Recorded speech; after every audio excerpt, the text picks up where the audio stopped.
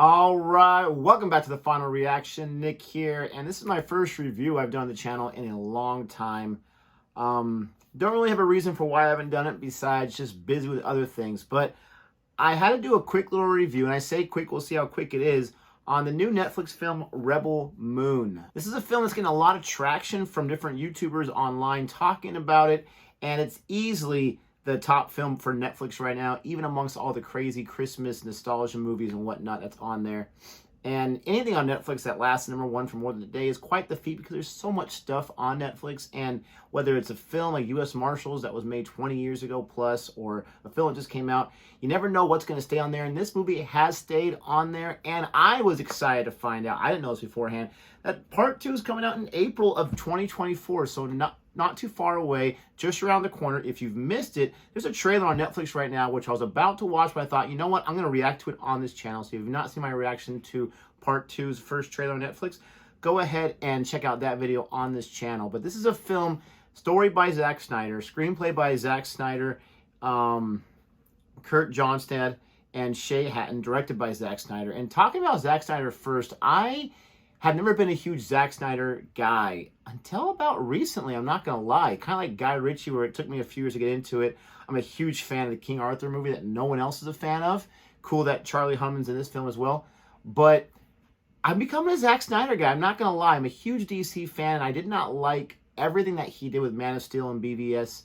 But I do like both those films a lot. Rewatch value is very, very high. The Snyder cut of Justice League is amazing. I love that cut 10 times better than the first Justice League. And so I'm excited. And I've seen his other projects too since then, but I was really excited for this. Supposedly he sent this to Star Wars, supposedly Lucasfilm. They said, no, we're not going to touch that. Netflix said, we'll touch it. And I got to give him respect for the guts, the balls that this guy has to just create new content. Very few directors are doing that besides a Christopher Nolan and besides a Martin Scorsese. No, I'm not putting him on the same level as those guys, but there's not a lot, Aaron Fincher, David Fincher is another one. There's not a lot of directors out there that are taking those kinds of risks, and I do really like that. I was excited for this film, and as I'm watching it, I'm becoming a bigger fan of Zack Snyder because, spoiler alert, I really like this movie. I don't know why there's so much hate. Is there problems with the pacing? Are there problems with some of the clunkiness with the story and this or that? Sure, whatever. But when you have a film based on the universe, a space saga, space whatever you want to call it, and you have so many different places you can go, it's going to be clunky because you're going to want to show the vastness of this world, but without showing the vastness of the world. And I think that's one of the strengths of this film. We start off on the farm. We start off right there in the dirt, the sand, the sweat off the brow and everything as we get to know Cora and some of our other main characters that we think are going to be main characters, but only one other one throughout the film is. But it gives us time to breathe in that atmosphere. And then we get introduced to Noble, Atticus Noble, played by Ed Skrein, who did a fantastic, creepy job of playing this guy. But I still don't fully understand what's going on. That's what's great about the world built in Rebel Moon, is there's so much going on, the universe built there, that you don't feel like you fully understand everything just yet. And are there absolutely parallels with Star Wars? Absolutely, you can make those, but this is being its own thing. There's not anyone that can move things with its mind or this or that. There's no force involved. There are blasters, there are fire swords, if you will, but they're not lightsabers. But I like the world building. I like where this gave it a chance to breathe. Then we go from place to place where some people aren't going to like that. I enjoyed meeting these different characters and seeing them being able to showcase what they can do. Or we heard their heartbreak, like when we got Djimon Hounsou. I'm sorry I said that name wrong. General, what was his name? General Titus, I believe. When we got to him, that was so sad and depressing. You saw a broken man. And side note, I didn't realize Djimon Hounsou was so ripped. He's still huge. Like, he's still so muscular. I think he's bigger in this movie than he was in Gladiator so many years ago. I was under the impression, and he's always got clothes on in his movies, that he had gotten like leaner and still had the muscles there. I didn't realize he was so massive still, or maybe he got massive for this role, this short role that he has in here. But I like all the different characters. I don't know too much about them, and that might be a ding on some of them. Like, we spend time on each one, but we don't know too much about them. But I'm fine with that because I know, I'm comforted to know that part 2 is coming out in 4 months, that Netflix is investing at least in part 2. I'm sure Zack Snyder and all of them are trying to get this expanded to several films. That would be cool. I'd be on board for it.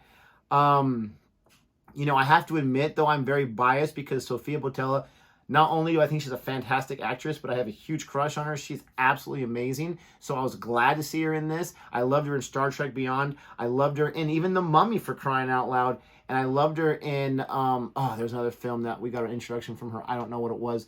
She's always fantastic. So I was glad to see her for the first time in many, many years, for me at least. Maybe you should do an independent film. I don't know. But you have...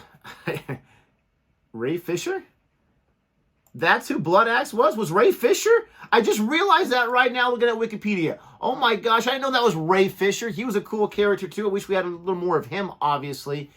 But that's my point. Like, it gives us snapshots of these different places. We go to these different places. We learn a little more about the lore. We learn a little more about the key players, if you will. But there's so much more we don't know. This reminded me of, to a certain degree, Dune, the film. I have not read the books, but the film by Denis Villeneuve, and we don't have part 2 out yet, but it reminded me of that to a certain degree. No, it wasn't exactly the same, but there are parallels there where you really got to pay attention to the dialogue, where there's a lot of world building, there's a lot of sci-fi elements to it, but it's all about the people too, and the regrets, and the decision to go against the superpowers and the people that are corrupting everything, and all. A lot of parallels there, a lot of parallels elsewhere as well.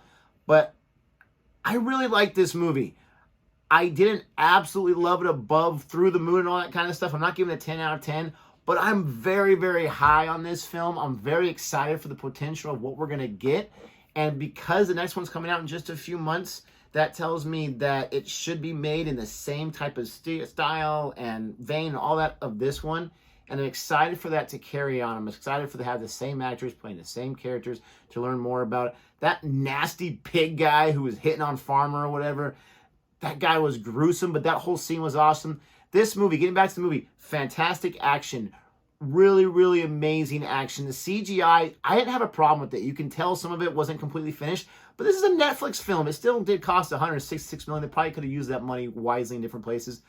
But the film looks fantastic. It has a fantastic feel. The score is not overpowering like John Williams in Star Wars, but it's there. You sense it, and it helps create a little more.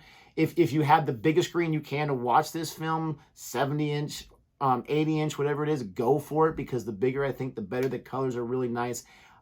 It's just, it reminded me more of kind of like a 300 feel for Zack Snyder more than the DC films. But it was a lot of fun. I really, really enjoyed this movie. I'm definitely giving it an A-. A- because I just wish I knew just a little bit more about this or that, where we have Charlie Hunnam's character. And who did he play? Kai. That's my daughter's name. I should know that name. The character Kai was cool. I loved his accent, all that kind of stuff. But I wish we had more of him before he does what he does. And I don't want to spoil that. And just in case you haven't seen it yet, I automatically recognize Anthony Hopkins' voice as the robot. I was surprised that we didn't get more from that robot. Obviously, he's going to play a bigger part in the second one. I get that. But I was really, really surprised because I was very instantly interested in that character. You recognize the voice right away, and I thought that was clever. An older, very seasoned veteran acting voice for a robot. It gives that robot years. It gives that robot experience. You hear a little bit of what the robot tells the young girl that he befriends about his past and about his history. And I also wish I got more about Belisarius. Is that the guy's name? The main, Belisarius, played by Fra Fee. Wish we got more about him, because he doesn't get established or built too much, developed at all really in this film for us to better understand what's going on. You had the Michael Shannon lookalike. I don't know who that guy was, but he reminded me so much of Michael Shannon. He's only there for a few minutes. I definitely recognize Gina Malone as the spider-like humanoid alien. So it was cool to see all these different people, all these different characters. You get an idea of where they're going and what's going on. They get a shine. The main characters are main players. And you got that last battle sequence, but I wanted to see them do more of what they could do. The one character I wish we had more of was Nemesis. She looked awesome. She reminded me of the swordswoman in Suicide Squad, the first one that came out. Wanted to know more about her. Didn't get a lot. even though she had that whole sequence with Gina Malone. But overall, really enjoy this movie. If you haven't seen it yet and you haven't wanted to because of some of the negative reviews, ignore those. Watch it for yourself. I'm a huge fan of Star Wars, so I'll take anything that resembles it if it's well done, and this resembles it, and it's well done in my opinion. Let me know what you think about the film. If you haven't seen it yet, check out my reaction to Part 2 if you have seen Part 1. With all that being said, thank you so much for watching this. Don't forget to like and subscribe and check out some other videos that we have. And until next time, adios.